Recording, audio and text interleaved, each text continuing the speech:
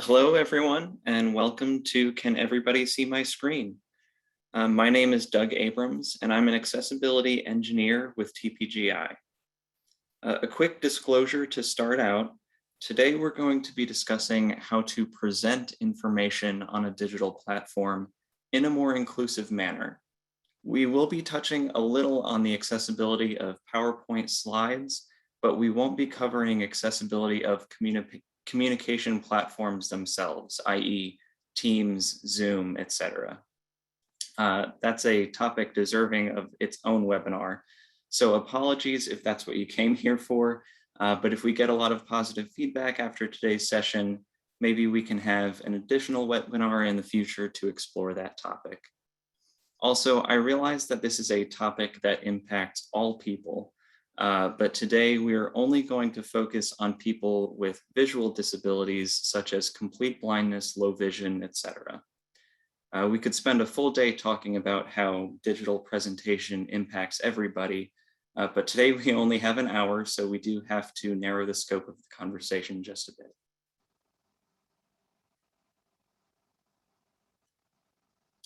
Moving to slide 2, a quick bit of information about me.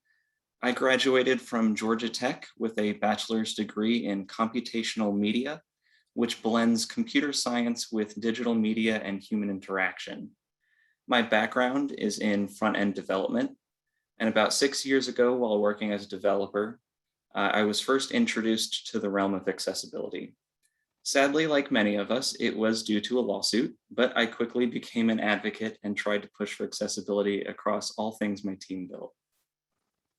In 2018, I received my Web Accessibility Specialist credential through IAAP.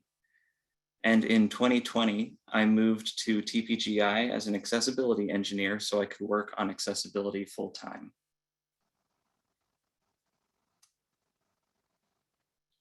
Moving on to slide 3, here's just a quick look at our agenda for the next hour or so. First, a brief intro into why inclusivity in communication is important for people with visual disabilities, and a deeper dive into some of the barriers that people may encounter. Next, we'll walk through a few examples, good and bad, for describing visual information. Then we'll talk a little bit about some techniques for making your PowerPoint deck more accessible. After that, we'll talk a bit more about why this is so relevant in today's world. And lastly, we'll hopefully leave a good amount of time for any questions you may have. And if we run out of time, we'll be sure to follow up on any unanswered questions for after today's session is over. All right, moving on to slide 4.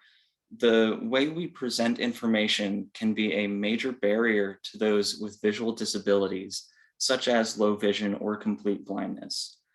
People who are blind will not be able to see the slide information. So if you're presenting with the assumption that people can see your screen, some of the material is guaranteed to be missed. People with low vision may have trouble perceiving all of the slide content because of the way presentation platforms like Zoom and Teams shrink the size of the screen share if attendees are not viewing them in full screen mode. Accounting for these barriers can be beneficial to those without disabilities as well. For example, people who are multitasking during the call, not that any of us ever do that, may understand information being communicated much better when we describe the content more thoroughly. In addition, people with an auditory learning style will take away more meaningful information from your presentation.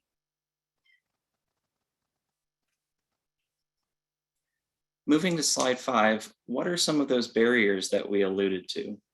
Well, in general, they can be summarized into a few categories. For people with no vision, barriers include visual information that is not spoken by the presenter, unnecessary information that is spoken by the presenter, audience reactions, and complex visual information that's not accurately or completely spoken by the presenter. For people with low vision, common barriers include things like illegible fonts, small print, poor contrast, or too much visual clutter. Now let's dive into each of these a little deeper. Moving to slide 6, any unspoken information that is included in your slide's content is likely to be missed. This can include anything from slide text to important graphics. Now, this doesn't mean you need to read every word on the slide verbatim. Any public speaking teacher will tell you that's not a great way to present. What you should strive for is verbally communicating all of the same ideas that are on the slide. One example of that we often don't consider is when slide transitions are used to convey meaning. Here's an example of a "Who wants to be a millionaire" style question with 4 possible answers on screen.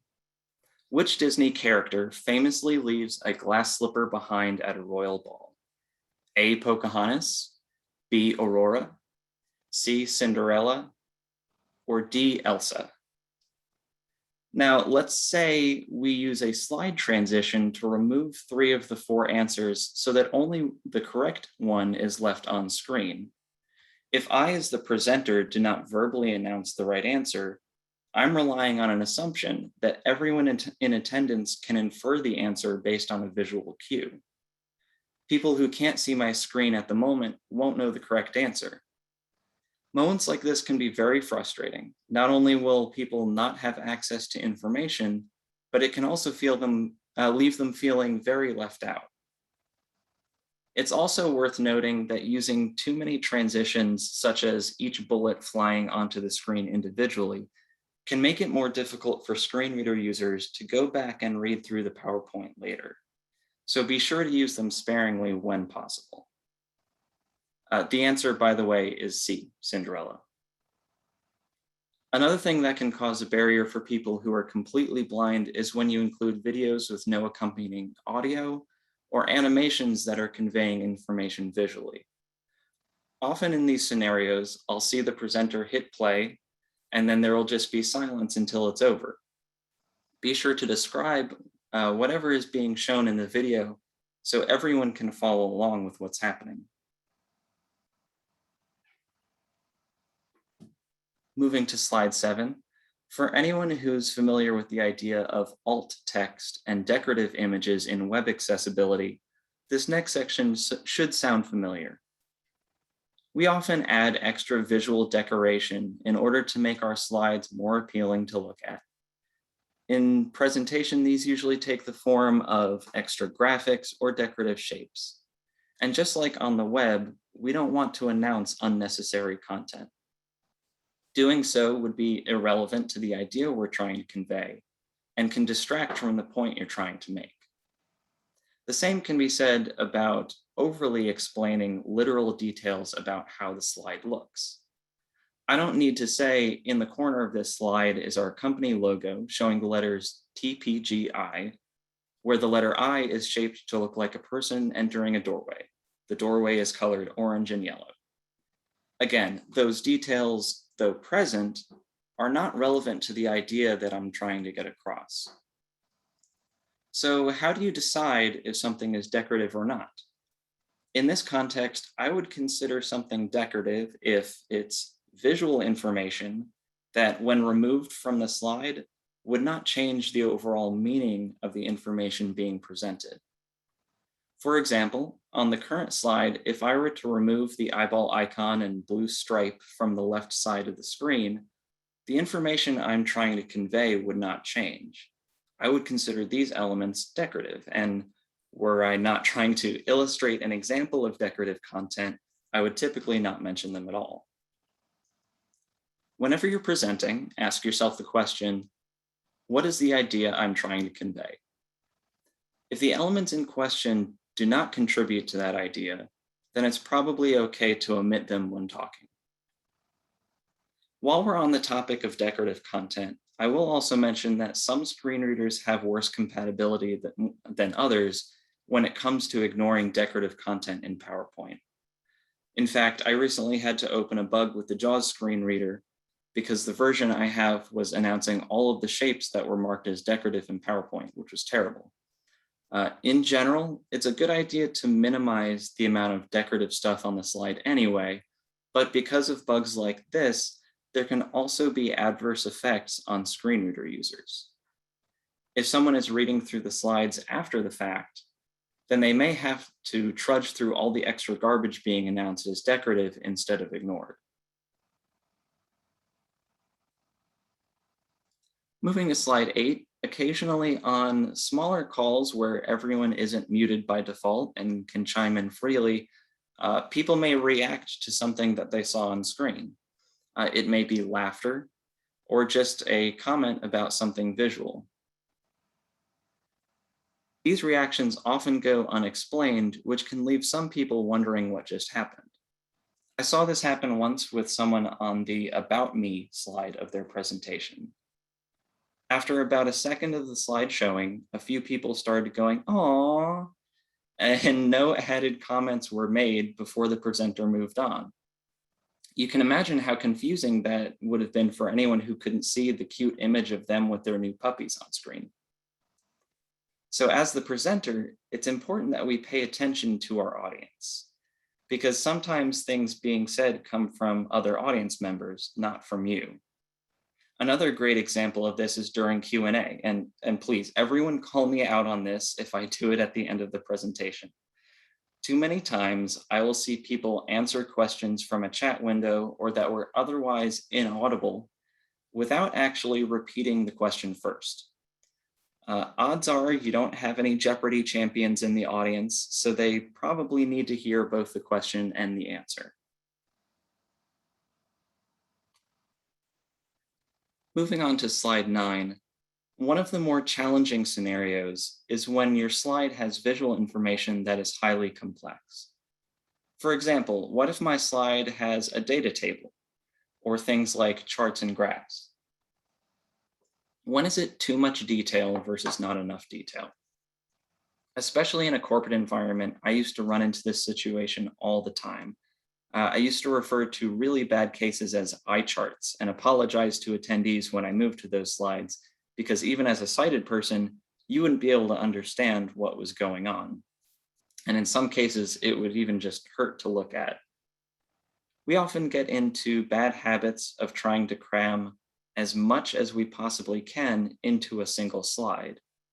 But in the end, instead of conveying more information, we just end up making it harder for our audience to understand and remember, because so much is being given to them at once. As a general rule, I like to follow the one idea per slide approach, so we don't run into these information overload scenarios. That's where each slide conveys a single idea that can be summarized in the slide title. The slide content enforces that idea. And if you find that you need to break up the slide into multiple subsections with implicit headings in order to do so, then you're probably dealing with multiple ideas that should be split into separate slides. Let's look at an example through the lens of someone who can't see. I am going to pause my screen share for a moment, and I'm going to try to describe the next slide's content in a few different ways. As I do, I want you to think about whether it answers the question, what is everyone's favorite food?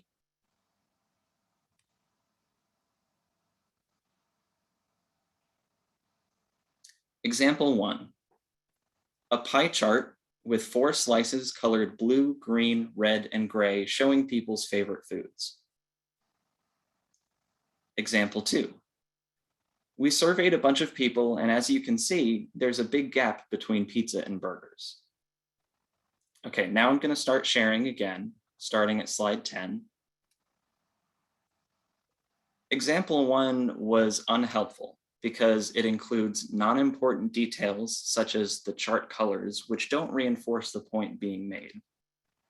It states the topic of the chart without giving any details on the data. You probably weren't able to answer my question about the favorite food. Any insights being pulled from the data will not be apparent unless you can visually examine that chart in real time. Example 2 was unhelpful because the purpose of the chart wasn't very clear. It makes a statement that can only be enforced by looking at the chart. The information given doesn't tie back to the original question of which food was everyone's favorite. A better way to describe this could be a pie chart measuring people's favorite foods. Pizza is favored the most by 40% of people surveyed. Burgers are next at 25%. Pasta is third at 10%. All others make up the remaining 25%. This is more useful because it gives the purpose of the chart up front. It includes all of the detail that's conveyed visually, and the order in which the detail is given is in a descending order. This makes it easier to conceptualize than if the order given was random. Now, I'm not saying that this is the only way that I could explain this chart.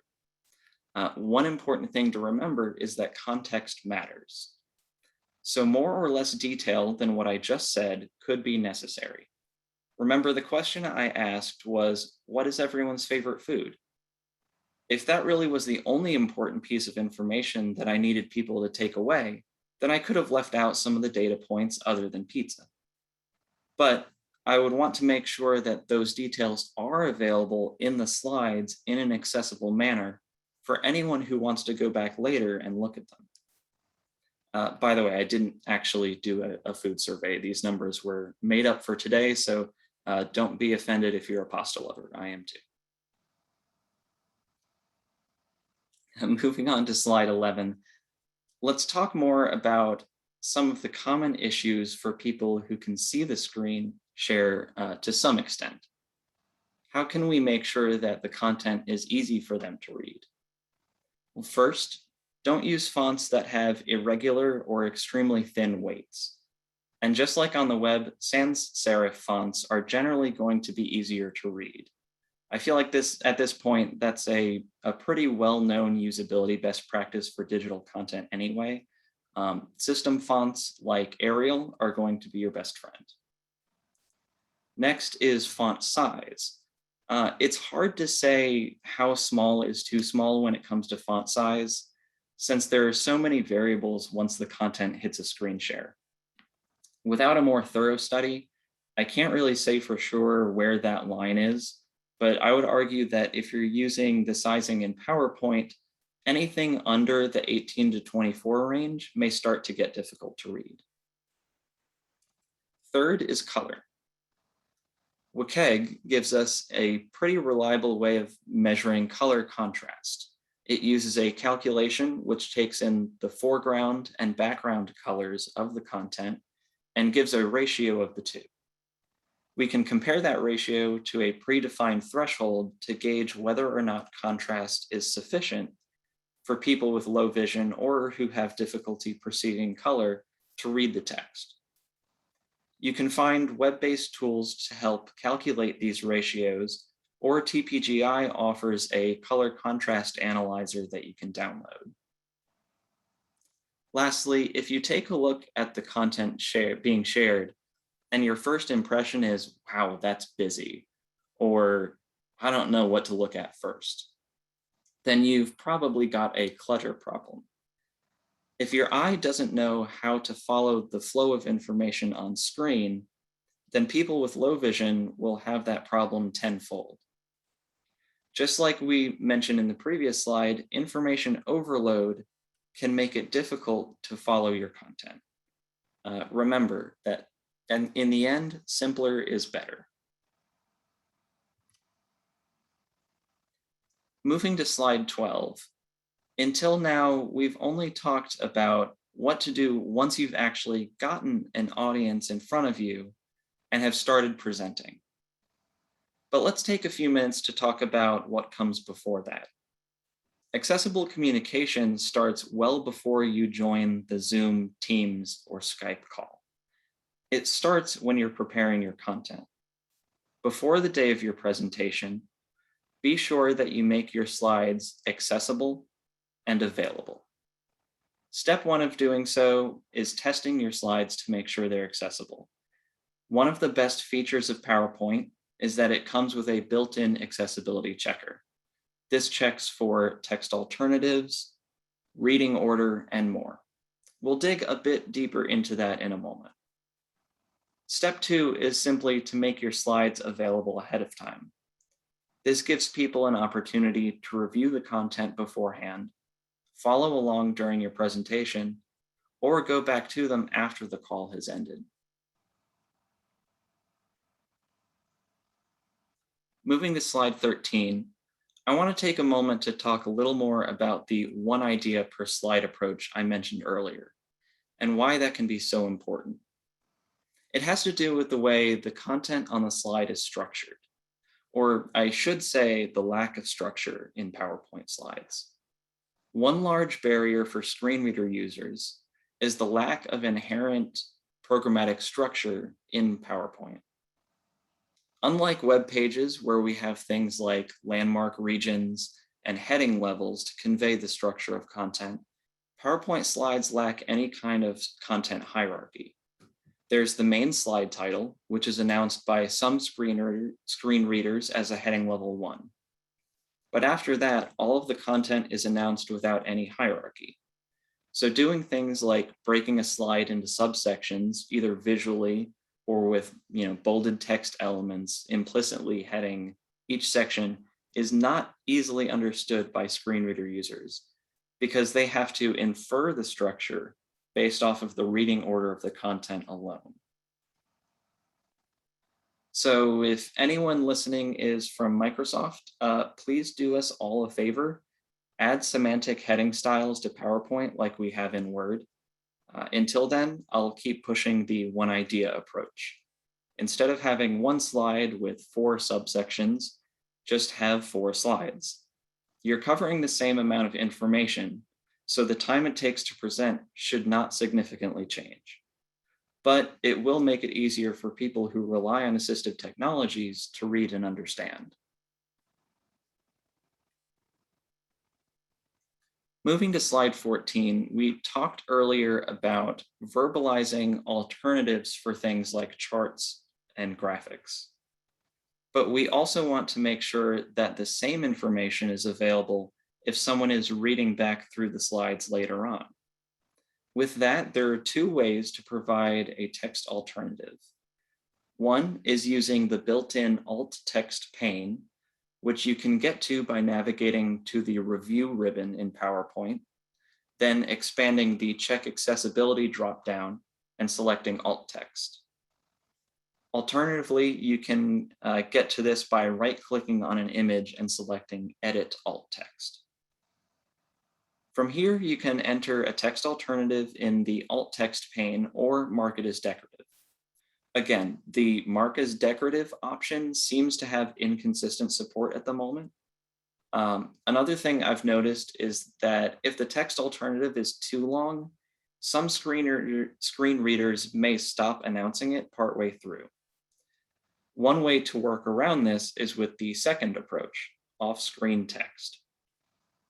If you place text outside of the visible area of a slide, it's still in the reading order for screen reader users. We can take advantage of this for when longer text alternatives are required. It's also useful for ensuring all of your slides have a title, even if you don't want the title to be visible when presenting. For those of you who are able to see the presentation, I have an example of one of our previous slides where you can see I used off-screen text for the slide title and some alternatives. Some built-in features of PowerPoint, such as charts and diagrams, try to help screen readers announce information to make it easier to understand the visual.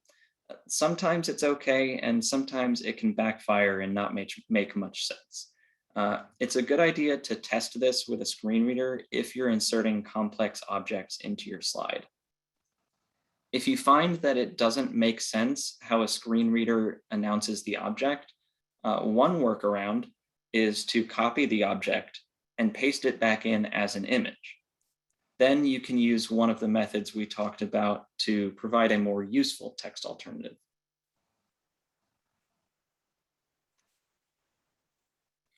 Moving to slide 15, for anyone who ever plans to include images in their presentation, i.e. everyone, please go make this change to your settings. This applies to the whole Microsoft Office suite. By default, Microsoft configures PowerPoint to try to automatically generate alt text for you. I have never actually seen this feature provide useful text alternatives. Maybe it has for some others, but it hasn't for me. So I highly recommend disabling it. That way you don't accidentally miss providing alt text somewhere because it had auto-generated text. To do so, you can go to File, Options, Ease of Access, and uncheck the checkbox in the Automatic Alt Text section.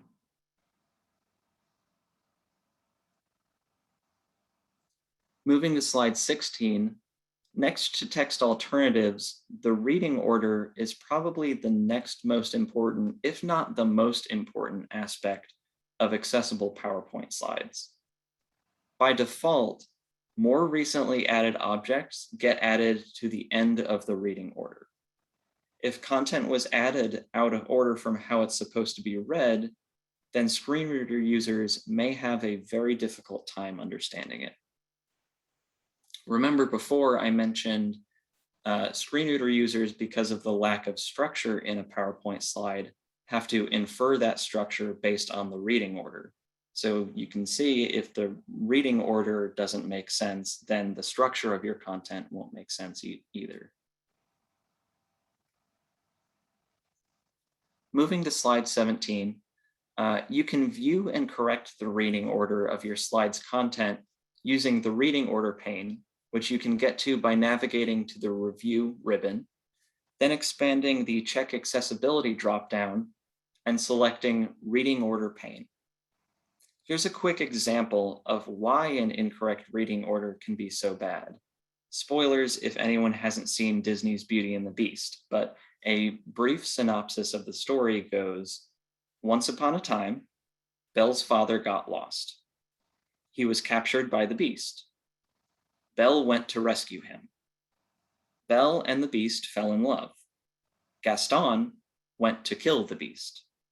He fell off the castle and died. They lived happily ever after.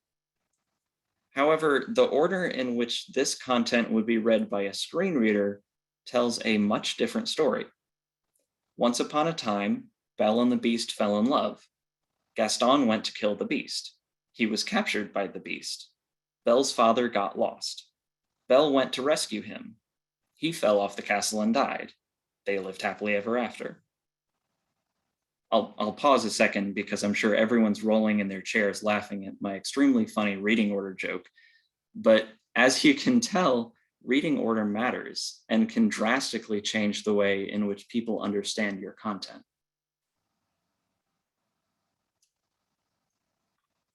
Moving to slide 18, digital communication in today's world.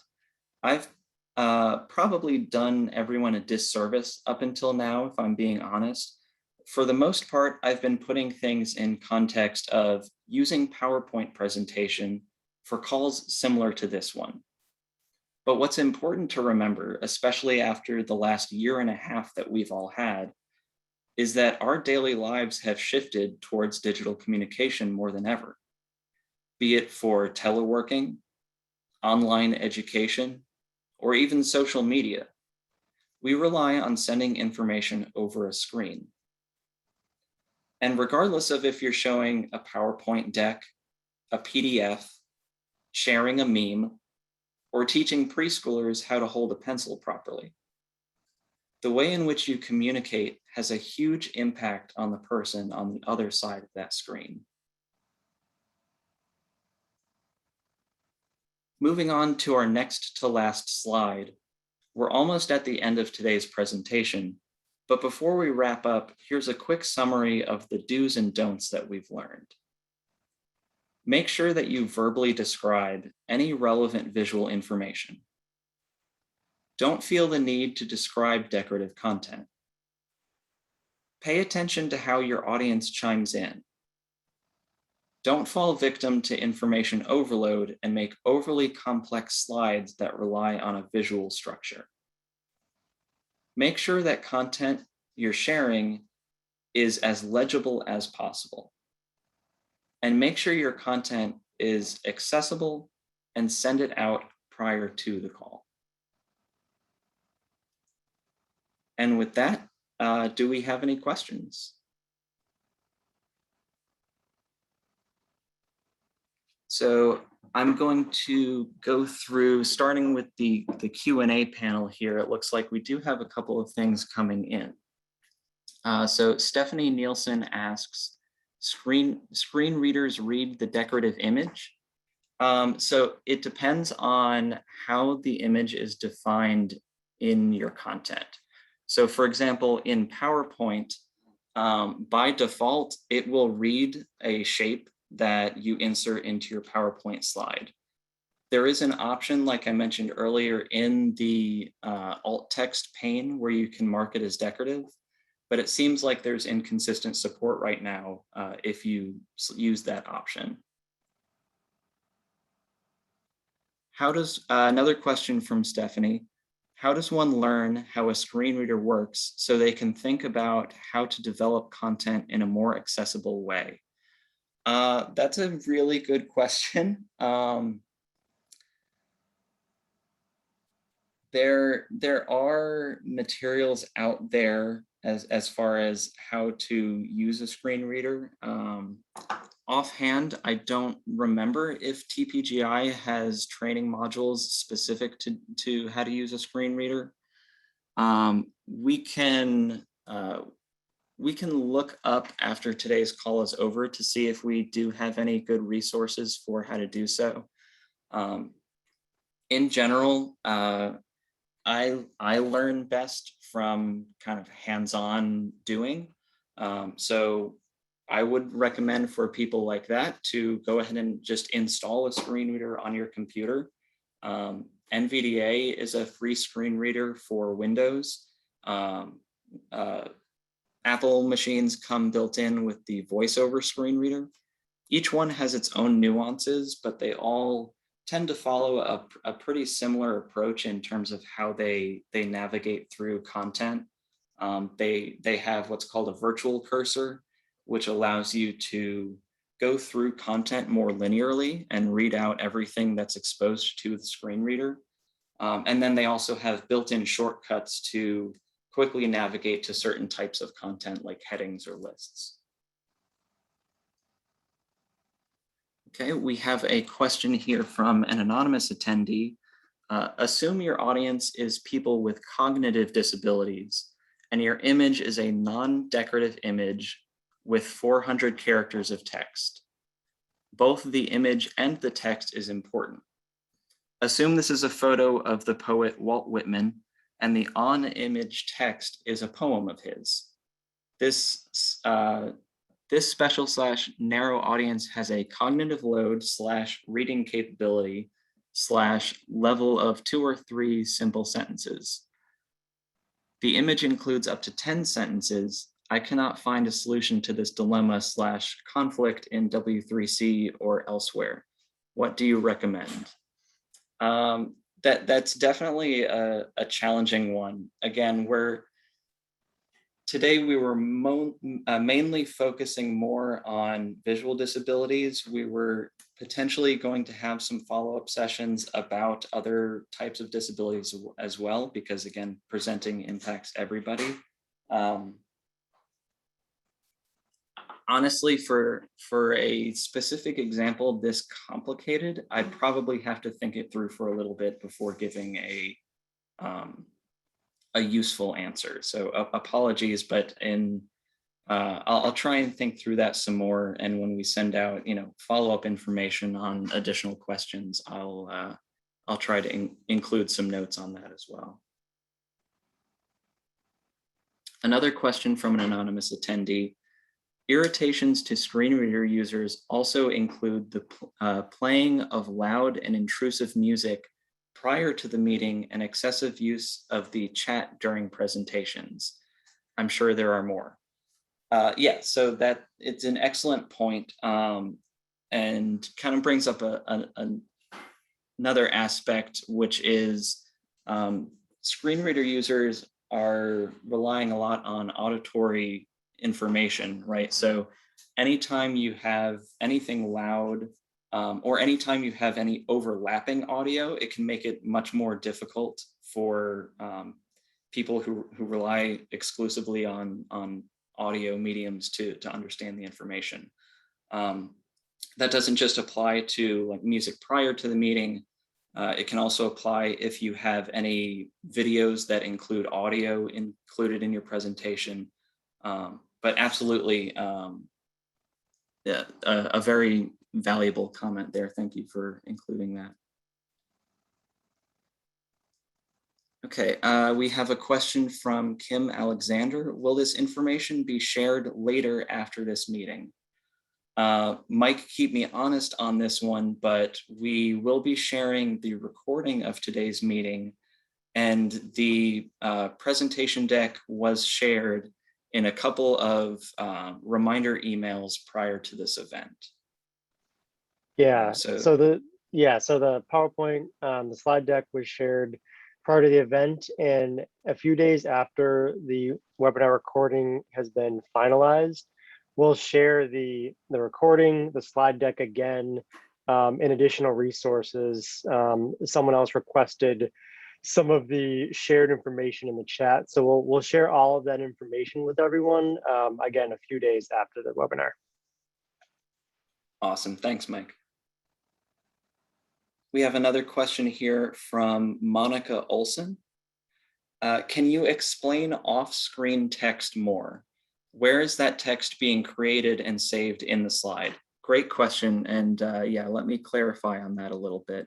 So off-screen text is created the same way you would create any text on your slide.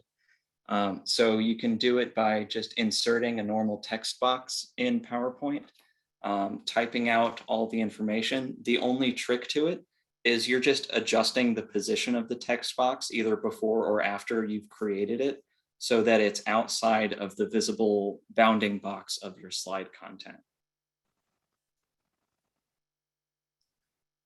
We had an anonymous mention in here that some of the questions are in chat. So I'm going right now through the Q&A panel. So if you can, please put your questions in there. If we get through all of the questions in the Q&A panel, I'll try and scrub through the chat and pull out any additional questions we missed. But yes, thank you for that reminder.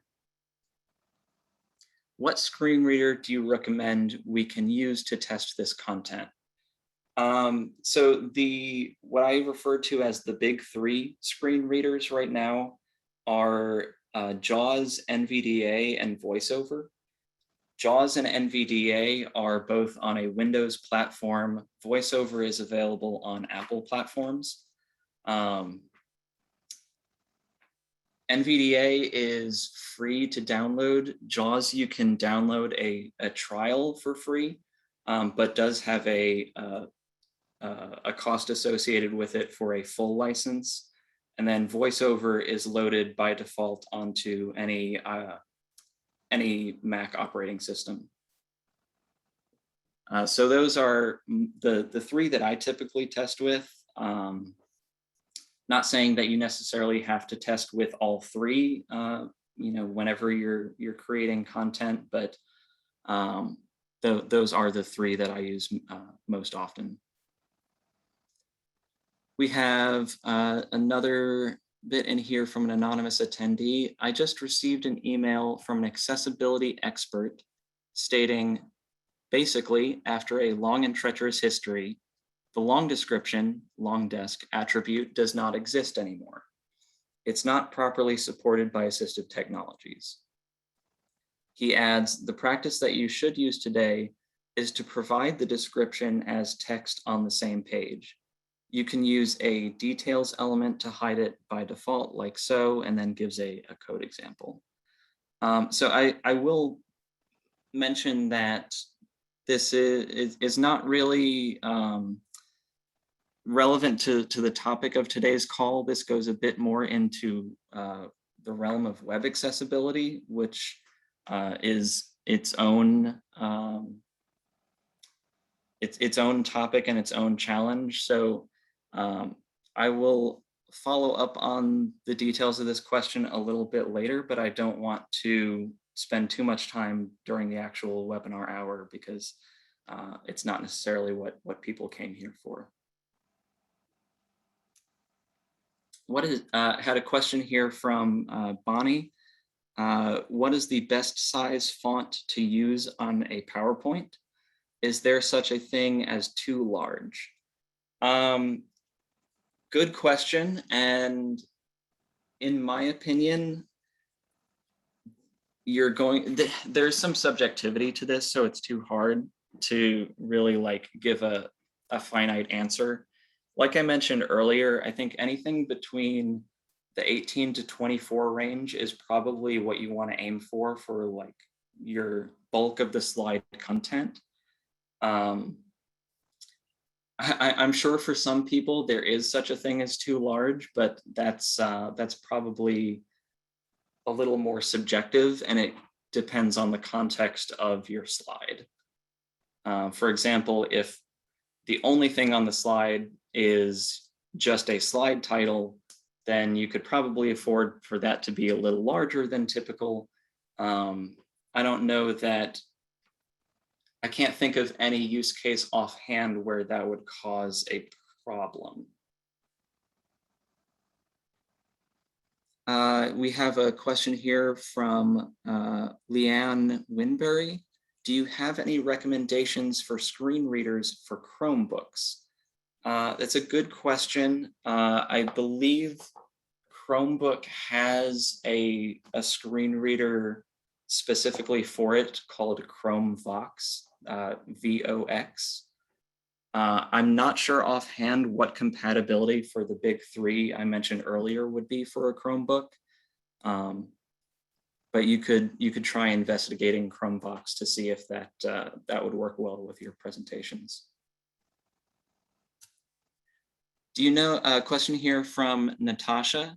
Do you know if it's possible to make a Google Slides document accessible as a PowerPoint? And do you have tutorials?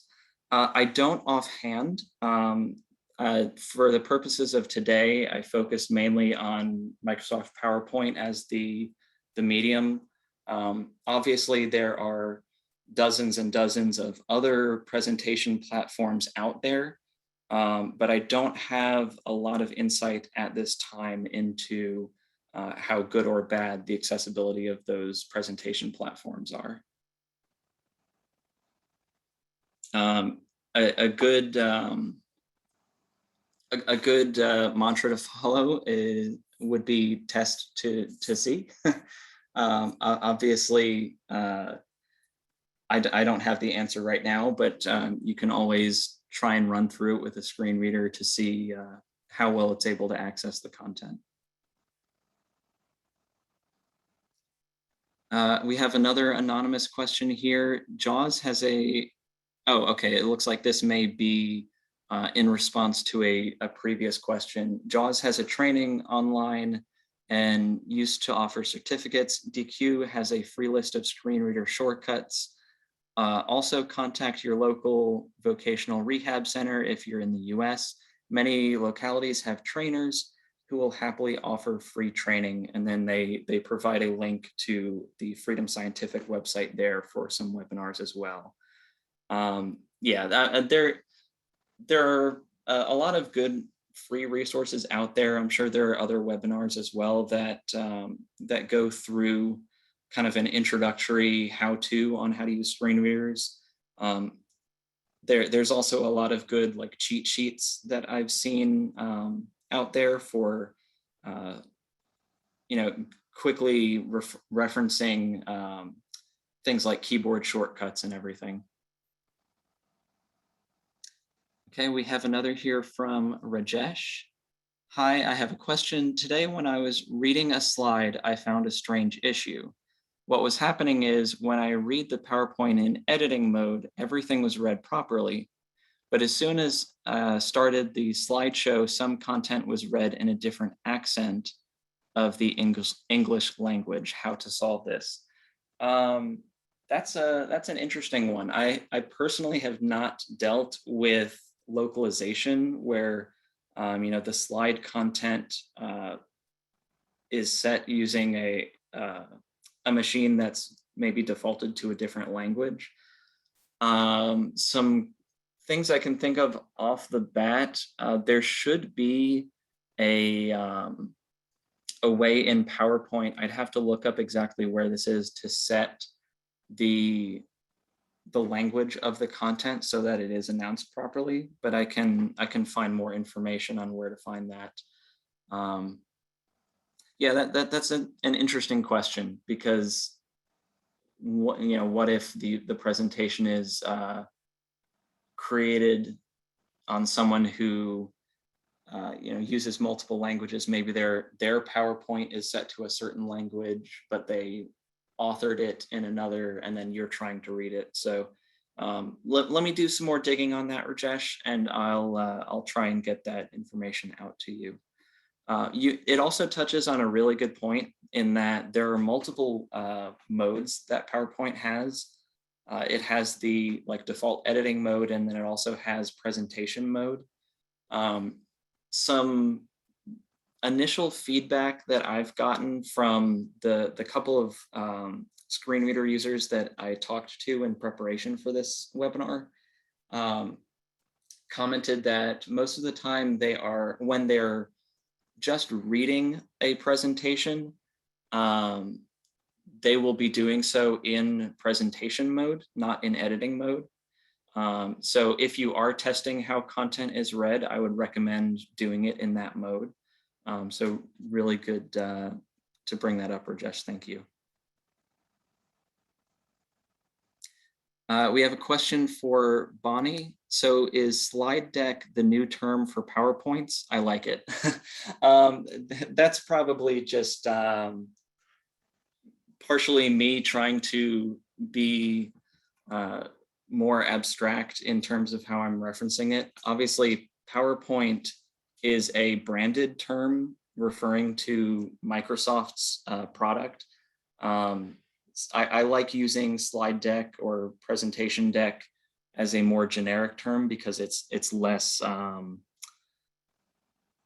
less specific to a particular product.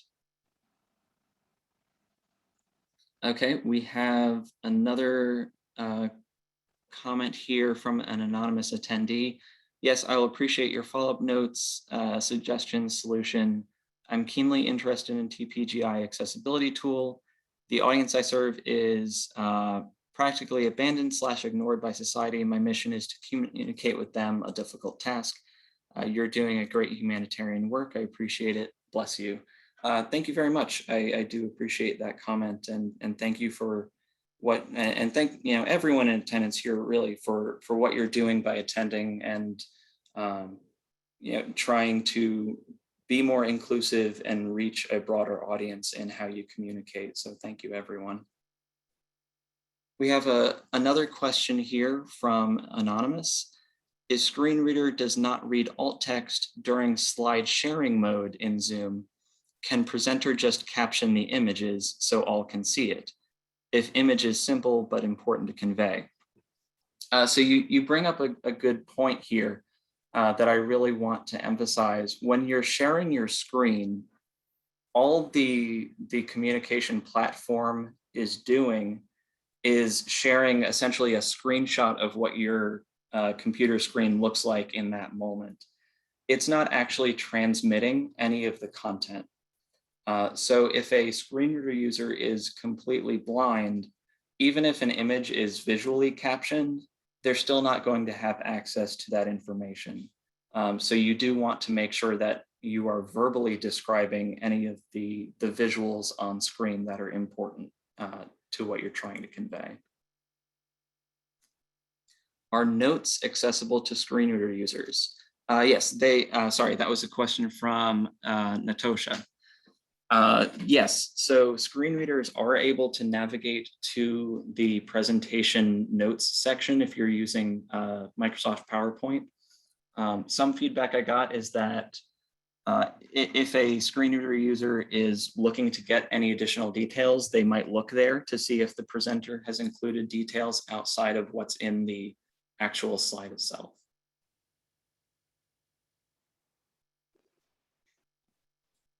Hey, Doug. I know we're kind of coming up on the end of time Yep. here, so I just wanted to be conscious of that.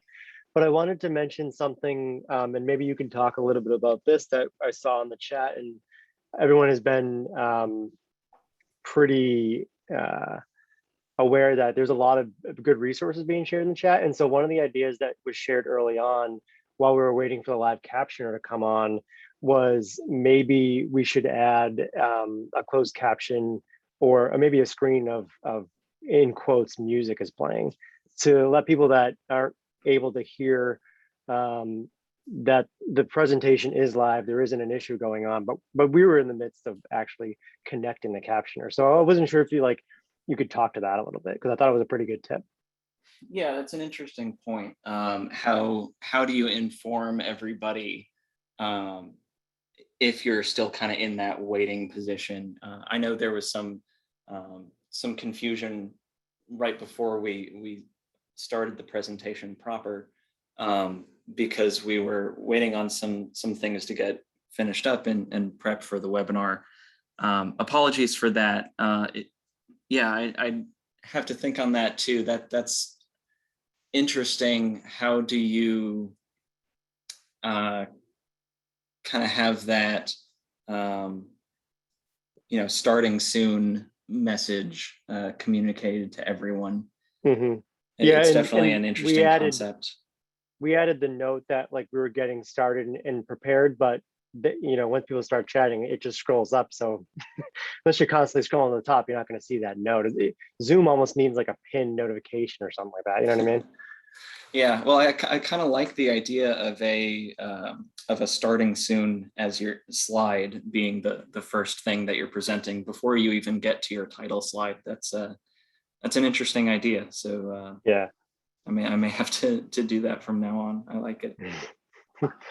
Awesome. Well, everyone, I'll let you close out, but again, we're going to share all the resources after the webinar, and appreciate everyone for joining. So I'll let you take us away or take us out. Yeah, just reiterate what Mike just said. Thank you everyone so much for joining. I appreciate everyone's interest and commitment. I know this is a really sought after topic right now. So please give any feedback if there's any topics related to presenting that we didn't cover that you'd like to hear more about, and maybe we can follow up with some additional content in the future. But thanks everyone for joining. Awesome. Thanks a lot, everyone. Have a great day. Thanks, Doug. Thanks, Mike.